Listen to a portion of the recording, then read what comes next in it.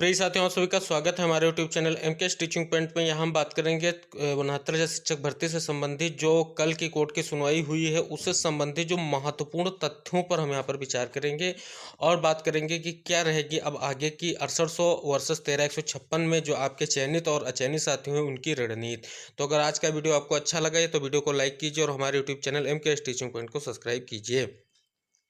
सबसे पहली बात यहाँ पर बात की गई, सरकार की तरफ से मास्टर काउंटर फाइल किया गया जिसकी जो है प्रतिलिपि जो है सोशल मीडिया पे डाली गई, जिसमें स्पष्ट रूप से दिखाया गया कि जो ये आपकी 6800 लिस्ट है उसको सरकार ने वैध माना और 69,000 शिक्षक भर्ती का हिस्सा बताया। और जिसमें उन्होंने स्पष्ट रूप से उल्लेख किया जो आपके 13,156 से संबंधित मुद्दा है 8142 जो रोबिन सिंह ने डाला था उस पर, और साथ में 68,500 शिक्षक भर्ती का जो मुद्दा है भारती पटेल वर्सेस जो आपका जो ये शिक्षा विभाग है उससे संबंधित जो केस था उसको, तो वो वहाँ पर मेंशन किया गया। बट यहाँ पे जो प्रतिलिपि जो है चयनितों की तरफ से दी गई या जो दिखाया गया कि इसमें दिखाया गया उसको जो चयनितों ने गलत बताया और बताया कि फाइनल जो है उनके पास आई है। बट दोनों को देखने के बाद एक ही चीज़ निकल के आ रही है कि सरकार ने स्पष्ट रूप से जो है उस 6800 सूची को वैध माना, यानी कि मतलब जो है अंदरूनी रूप से 6800 की नियुक्ति के साथ खड़े दिखाई दिए। तो ये तो चलो ठीक बात है, सरकार और शिक्षा विभाग ने जो किया,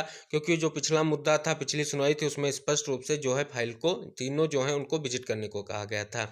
अब देखना है कि जो थर्ड काउंसलिंग हुई उसमें कितने जो है गलत चयनितों को जो है अंदर किया गया, उस पर कोई विचार नहीं किया गया और ये भी नहीं बताया गया कि किस सूची से कितनी विसंगतियां मिली हैं, ये अलग की बात है। अब मामला ये समझ में आ रहा है कि सरकार शिक्षा विभाग जो मूल चयन सूची है पिछली 3 सूचियां आई हैं उनको क्यों छुपा कर रखे, उसको कोर्ट में दिखाना चाहिए जिससे जो है स्पष्ट रूप से जो हुई विसंगतियों का जो है दिक्कतें पता चल जाएं कितनी विसंगतियां हुई। अगर आप यहां पर 6800 को नियुक्त भी दे देते हैं तो क्या आप 13,156 से संबंधित जो शेष मुद्दे हैं उनको कैसे हल करेंगे? क्या पूरे आरक्षण को आप फिर से दोबारा देखेंगे? तो ये मुद्दा लटकाने की कोशिश की जा रही है और जैसा आपने कल कोर्ट में देखा कि 4 बजे तक लगभग आप सभी लोगों को जो है कोर्ट की सुनवाई के लिए रुकना पड़ा। बट लास्ट में थोड़ा ही सुनने के बाद में अब माथुर सर को जैसे थोड़ा बहुत सुना गया उसके बाद में तुरंत जो है अगली डेट दे दी गई, यानी आप सभी लोगों को बहुत लंबी डेट दी गई। क्यों? इस मामले को उलझाने के लिए एक और समय दिया गया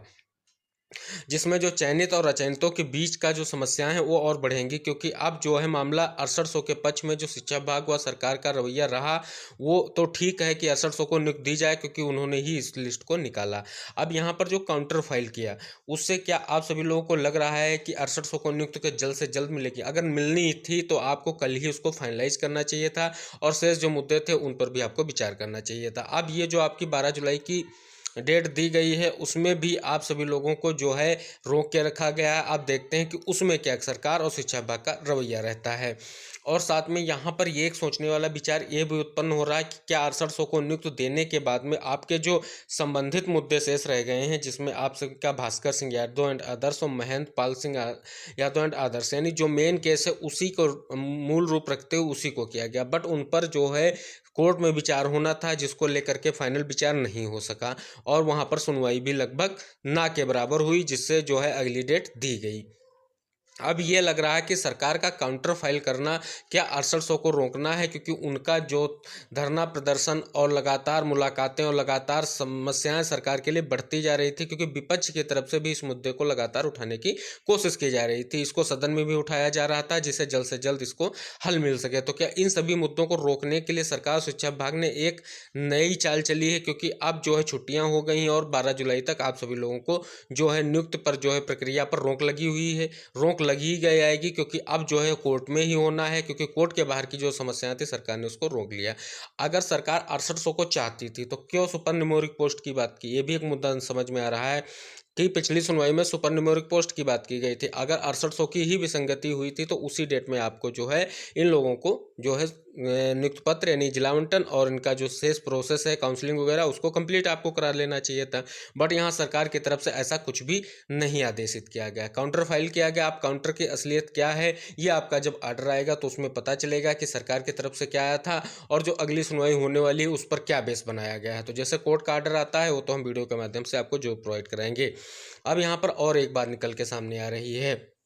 कि जो शिक्षा मंत्री जी की कल मीटिंग हुई है, उन्होंने विभागीय अधिकारियों से मीटिंग की, वो भी विधानसभा सत्र से पहले। तो अब ये देखना होगा कि जो इसमें मीटिंग में महत्वपूर्ण अपडेट हुए हैं, जिसमें आपका 69,000 शिक्षक भर्ती से संबंधित 6800 नियुक्त का मुद्दा प्रमुख है। अब उसको किस प्रकार से सरकार जो है अब हैंडल करेगी, क्योंकि उनको रोकने के लिए एक काउंटर फाइल किया गया है। इट इज़ उनको जो है रोक के रखा जाएगा, क्योंकि अब उनका धरना प्रदर्शन इतना तेज ना हो, क्योंकि यहाँ पर जो है अचयनितों की तरफ से इतना ज़्यादा प्रयास नहीं किए जा रहे थे, मुलाकातें हो रही थी, बट इतना धरना प्रदर्शन नहीं किया जा रहा था। तो अब ये समस्याओं को उलझाने की बात हमारे हिसाब से लग रही है। अब देखते हैं आगे जो अपडेट आएगा, शिक्षा मंत्री से मुलाकात होती है या सरकार की तरफ से कोई जो है बात आती है, तो उस पर जो है विचार किया जाएगा। अब यहाँ पर 6800 को नियुक्त कैसे, तो 6800 को नियुक्त का अब एक ही चांस है कि अब अगली ही डेट की सुनवाई में होना है, क्योंकि कोर्ट के बाहर की जो चीज़ें थी उसको लगभग मास्टर काउंटर फाइल करने का जो आदेश था, मास्टर काउंटर फाइल करके सरकार ने लगभग उसको रोकने का प्रयास किया है। ये स्पष्ट रूप से और स्पष्ट न्यूज है। अब 13,156 से बचे हुए जो मुद्दे हैं, मेन मुद्दा आपका है महंत एंड अदर्स का, और शेष जो मुद्दे बचे हैं, जिसमें से जो रोविंद सिंह का है या भारती पटेल से संबंधित जो मुद्दे, उनको जो है जैसा कि काउंटर के अनुसार बताया जा रहा है कि वहाँ पे उनको जो है हटाने के यानी सस्पेंड करने की बात की गई है। तो अब 13,156 में मामला मेन ये रह गया कि अब आरक्षण की जो विसंगति है, अगर 6800 की आरक्षण की विसंगति सरकार मान रही है, तो इससे ज़्यादा भी विसंगति हो सकती है, क्योंकि मूल चयन सूची जब सरकार लाएगी तभी क्लियर हो पाएगा कि जो शेष कितना परसेंटेज का जो है लॉस हो रहा है और कितना परसेंट दिया गया है। तो अब अचयनितों की तरफ से क्या प्रयास किए जाते हैं वो उन पर डिपेंड करेगा। अब उनको जो है